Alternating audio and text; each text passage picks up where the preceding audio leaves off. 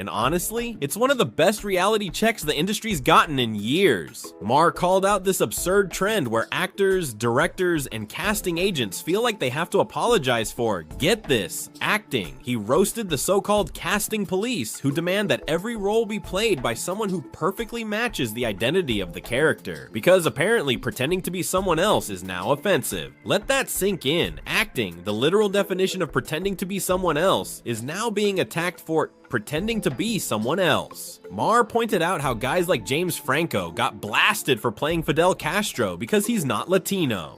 John Leguizamo even called for a boycott, saying it was appropriation, which is funny, considering Leguizamo himself has spent decades playing every ethnicity under the sun. The man's been Italian, French, Persian, you name it. Suddenly he's drawing moral lines? Remember when Sean Penn won an Oscar for Milk? Back then it was seen as an act of solidarity, a straight actor courageously taking on a gay role to shine light on a story that mattered. Today, that same move would get him dragged on Twitter by blue-check activists who've never written a script or acted a day in their lives. Eddie Redmayne said playing a trans woman in The Danish Girl was a mistake. Why? Because he's not trans. But think about it. He was nominated for an Oscar. He did exactly what acting demands, transformation. But instead of celebrating that, we're now punishing it. Maher made the perfect point. If only trans actors can play trans characters, then are they only allowed to play trans roles? Because that doesn't sound like inclusion. It sounds like limitation. Appropriating sounds like an unforgivable sin until you remember that's what acting is. That's why acting jobs are called roles. Sean Penn won an Oscar for playing gay civil rights martyr Harvey Milk. At the time, it was considered a courageous act of solidarity for a straight male movie star to play a homosexual. Now it's the opposite. The real tragedy is that this used to be the one industry that celebrated transformation. Actors could become kings, queens, aliens, gangsters, robots, saints, whatever the story demanded. But now, you need a committee to approve your casting choice because God forbid you misrepresent something. Maher summed up the absurdity perfectly when he joked about Ana de Armas, who's Cuban, playing Marilyn Monroe. Some people complained that her accent made her the wrong choice. So Maher quipped, hey, maybe she should play Fidel Castro and James Franco can play Marilyn Monroe, then we can all stay in our lanes. Why don't we just go by merit and let the best actor win? Which seems like what happened when Ana de Armas just got picked to play Marilyn Monroe, even though she's Cuban with an accent. Hey, maybe she should play Fidel Castro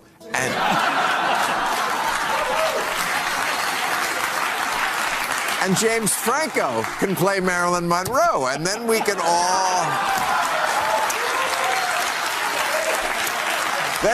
stay in our lanes. That's what art used to be about. And if Hollywood doesn't snap out of its ideological coma soon, it's going to lose the very magic that made people fall in love with movies in the first place. Because here's the bottom line, acting isn't about being yourself, it's about being someone else. It's about empathy, imagination, and transformation. The moment we forget that, the art dies. So maybe instead of obsessing over who gets to play what, Hollywood should remember why we love movies in the first place. To escape, to connect, to feel. And as for Tom Hanks, if Philadelphia were made today, maybe he should take that role again. Not to make a political statement, but to remind everyone what real acting actually looks like. But hey, that's just me. What do you think? Should actors only play roles that match their real-life identity? Or should we get back to picking people based on talent, not Twitter outrage? Drop your thoughts in the comments. I genuinely want to hear what you think. And if you enjoyed this breakdown, hit that like button, subscribe, and share this video with someone who's sick of Hollywood's performative nonsense. Because at this rate, the only acting left in Hollywood will be people pretending this system still makes sense. A black George Washington in Hamilton, of course.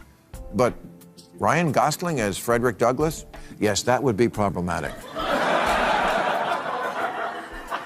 And here's the kicker, when you remove the mystery of acting, when actors are forced to publicly declare who they are, what they believe, how they identify, you break the illusion that makes storytelling magical. Maher pointed out that great actors protect their private lives so audiences can lose themselves in the character, not think about the person behind it. Think about it, when Daniel Day-Lewis plays Lincoln, you're not thinking, oh, there's that British guy pretending to be American. You just see Lincoln, that's the goal. But now, thanks to oversharing and identity policing, Every performance gets filtered through personal details we were never supposed to know. And it's not just an artistic issue, it's a cultural one.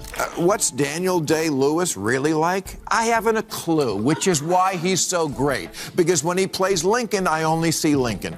I don't think, well, there's a British heterosexual.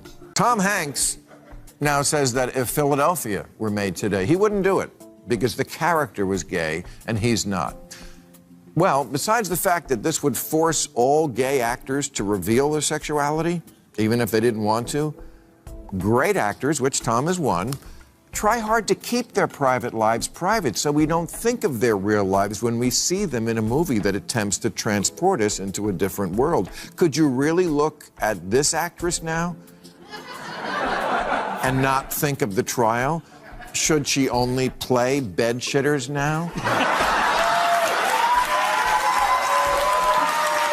Alright, so Tom Hanks just said that if Philadelphia were made today, he wouldn't take the role because the character was gay and he's not. Yeah, let that sink in. The same guy who won an Oscar for playing a gay man dying of AIDS now says, nah, I wouldn't do that today. Why? Because apparently we're beyond that. And you know what? He's right about one thing. We are beyond something, but it's not progress. It's the exact opposite. Before we get deep into this one, do me a favor, and that's the real tragedy of wokeness. It's a never-ending outrage cycle. There's no winning. If you ignore an issue, you're heartless. If you try to engage, you're appropriating. The goalposts move every 5 minutes, and everyone's just trying not to get canceled in the process. Maher even mocked the term Jew-face, which some activists started using to describe non-Jewish actors playing Jewish characters, like Bradley Cooper playing Leonard Bernstein in Maestro. Maher joked that using Jew-face to fight anti-Semitism is so ridiculous it sounds like something Mel Gibson would yell at a traffic stop.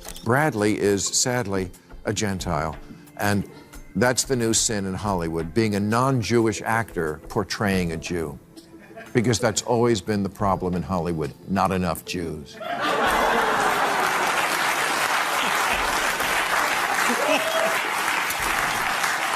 The woke even have a word for this troubling new phenomenon, Jew-face. Do you see what I mean about them having their head up there? Really? The word you're using to fight anti-Semitism is Jew-face?